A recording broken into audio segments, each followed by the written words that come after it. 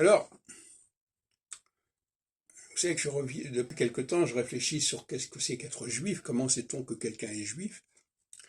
Et d'une certaine manière, je dirais qu'ils se caractérisent, les juifs en général se caractérisent par leur refus, par leur protestation, terme qui a été récupéré par les protestants, les réformés. C'est-à-dire, par exemple, en 1492, les Juifs ont refusé de se convertir, enfin en grande partie, ont refusé de se convertir au catholicisme.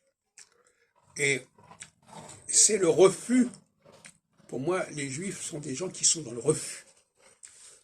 Ils refusent un certain nombre de choses, ils mettent en doute un certain nombre de choses, ils remettent en question un certain nombre de choses, et c'est ça qui les caractérise.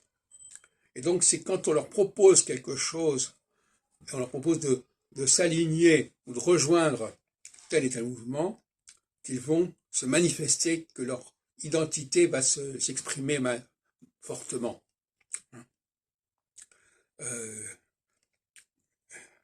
C'est donc dans leur façon de se séparer, de se démarquer, que les Juifs existent.